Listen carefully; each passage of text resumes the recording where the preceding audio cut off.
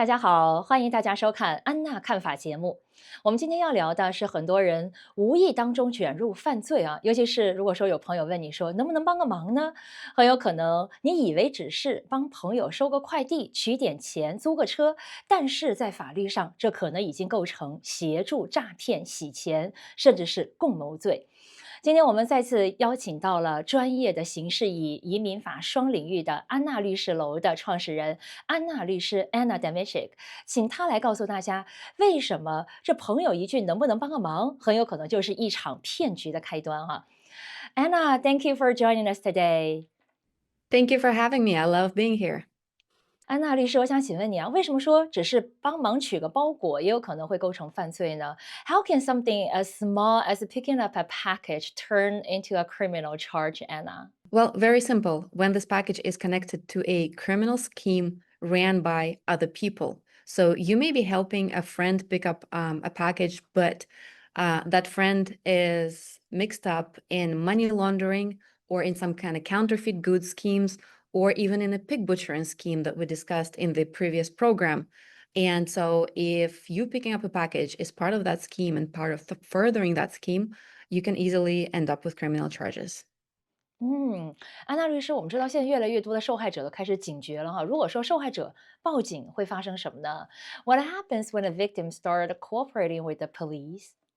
So we talked about the victim of a scheme called pig butchering. That's where fraudsters basically entice a person to deposit money into a crypto platform or an investment platform online and deposit more and more and more money. And the fraudsters are pretending that it's the victim is investing money and the money is growing. But at some point, the victim realizes that it's a scam, right? So maybe the victim hears that this kind of scams are going around, or maybe the victim wants to withdraw all of their money, and the fraudsters would not allow the victim to do that, and the victim starts to strongly suspect that the platform that he or she has been wiring money to is nothing but a scam. And so the victim goes and cooperates with the police. Basically, the victim asks police for help, right? Let's not even call it cooperation with the police. The victim goes to the police and says, look, I think I've been defrauded. What do I do? And the police then says, okay, let's set up an operation where we catch some of those people. And the way this operation works then is basically the victim is instructed to say to the fraudsters, right? And the fraudster, let's keep in mind, the fraudster is not an unsuspecting person who's just picking up the package. No, the fraudsters are usually teams who run those schemes, and they are located somewhere outside of the United States. But basically, the police teach the victim to communicate with those fraudsters and say to them, hey, the bank would not let me wire any more money, but I have a neat sum tucked in my safety deposit box in the bank, or I have some money at home. I would really love to give you that cash. Can you guys take it off my hands? And so the fraudsters sitting somewhere outside of the United States, right, just running this little simulator platform, the fraudsters then arrange for a cash pickup. And so they find someone, usually again through someone in the community, to go and get the money from the victim.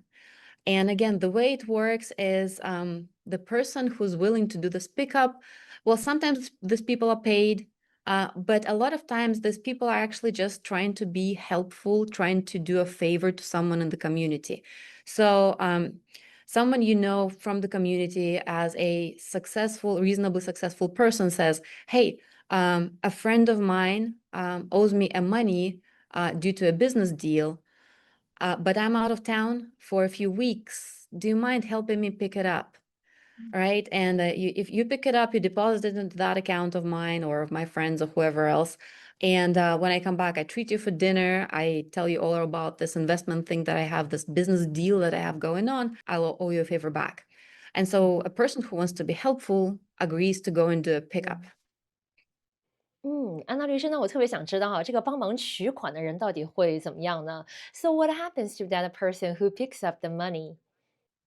What happens to this person is, well, the police are usually sitting there waiting, right? Because remember, the police set up the operation to help the victim find the perpetrators.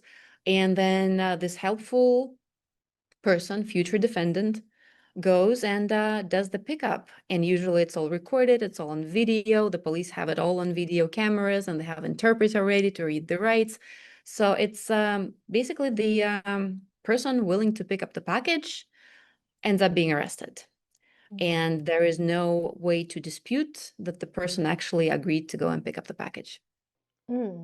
安娜律师，那还有哪些行为容易在大家都不知情的情况下就涉入了犯罪呢？What else that people need to pay attention to avoid some hidden issue?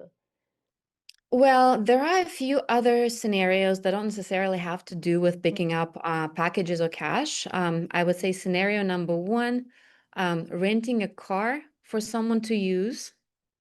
And this car ends up being used in human trafficking or prostitution or drug trafficking or even something like robberies. I see that less. Robberies was probably not the most frequent scenario I see, but human trafficking and drug trafficking, quite a lot. So yes, renting a car for someone. Renting out a house to somebody else. And then that house again is used for either prostitution or illegal marijuana growing. So what should a person do to avoid this kind of thing?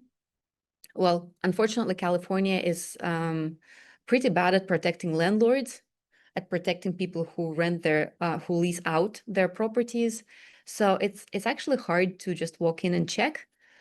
But if the landlord has any control over, let's say, seeing the electric bills, like being able to log into the account and see the electric bills, an unusually high electric bill could signify that there is illegal marijuana operation going on. Also, having good relationships with neighbors really helps because the neighbors are usually the ones who would alert you to, hey, there are like suspicious cars and suspicious people walking in and out, and the whole thing does not look good, right? So monitoring the property legally in ways permitted under California law, this is what helps, right? So just leasing it out and walking away and getting your money opens you to a lot of criminal liability.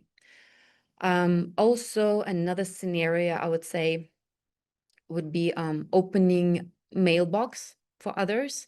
And again, this mailbox is used by perpetrators for mail fraud schemes, getting some fake checks, PPP loans. Remember the Paycheck Protection Program that we had during COVID? A lot of that fraud, PPP fraud, was done through rented out mailboxes. And also opening up LLCs, opening up corporations for other people to use. So again, if you do this sort of thing, you always want to be able to monitor what's going on there as much as you can legally. And just be very careful who you're doing a favor to. Do you really know the person who's asking you to do this favor, who's asking you to rent out a car, who's asking you to rent out a mailbox for them? Right? So don't just do it for someone you've barely known or someone, a friend of a friend of a friend, even though culturally you may want to do this. 说的非常的对哈，安娜律师，非常感谢您的提醒啊。安娜律师，我还想请问一下，您为什么新移民特别容易被牵连呢？Anna, why are recent immigrants more likely to fall into these traps? Well, part of it is because they don't necessarily know the laws. Mm. They don't always understand American regulations. They don't always understand how a rented mailbox can be used. They're not familiar with the types of scams, so they don't know how a mailbox can be used. They're not familiar with the types of scams that are common here to know how an LLC can be used, for example. So there is that. They're not always fluent enough in English to read up on the law and to read up on the local news. If let's say the Chinese news don't cover this topic, they are not always able to read American news on some local channels to know about this sort of scenarios. And most importantly, I would say new immigrants particularly try to be helpful and they try to integrate in the community. So if someone asks them to do something, people just really want to feel useful, people want to be helpful, people want to feel that they're helping others. So it's really this impulse to be a good person, to be a helpful person that gets the best and gets people in trouble sometimes. 好，非常感谢您的提醒哈，安娜律师。那即使是没有犯罪的意图，也有可能被追究法律责任吗？非公民应该注意什么样的问题呢？Even if someone didn't have criminal intent, can they still face legal consequences? And what should non-citizens keep in mind, Anna? So, in the end of the road, lack of intent to commit a crime is indeed an important mitigating factor. In the end of the process, unless you get a very nice prosecutor, in the end of the process, it's helpful to be able to show that you had no idea what was going on. However, to get to the end, well, you know how they say here in the States, the process is the punishment. And we are talking about the legal process. We are talking about criminal charges process, right? The beginning of the process is so incredibly stressful and can ruin so much, especially for someone new in the country, someone who might not have a very stable job, for example, or good amount of assets to carry them through, because the beginning of the process is usually arrest and detention, right? Most often. So getting arrested, getting detained, and then even if bailed out and being able to attend hearings while staying out on bail, that usually affects a person quite a bit, right? Because some employers, they do background checks and you have to take time off to go to court. It's extremely, extremely stressful. Attorney fees also, right, that are really difficult for a lot of people to afford. So yes, there are all those impacts. While we don't necessarily call it liability, people don't necessarily end up facing full consequences under the law. The process of fighting off a criminal case is extremely stressful. And for immigrants in particular, like our current administration, you know that any encounter with law enforcement can become a prolonged detention at best, possibly loss of legal status. Because let's say if someone is arrested while making a pickup of a package, what could happen during this administration especially is ICE stepping in, taking the person out of the criminal system and into the immigration system, into the immigration detention system. And then it's so much harder to resolve a criminal case favorably, right? So you always have to remember those practical implications of any arrest, any basically criminal charge, any encounter with law enforcement. So yes, for immigrants in particular, it's extremely difficult to fight off this sort of charges once they have been brought. So the best thing to do is to be vigilant upfront, verify people who are asking you for favors. If necessary, schedule a consultation with a criminal defense lawyer to just run through those scenarios of what kind of liability you could be looking at and how to best prevent the worst.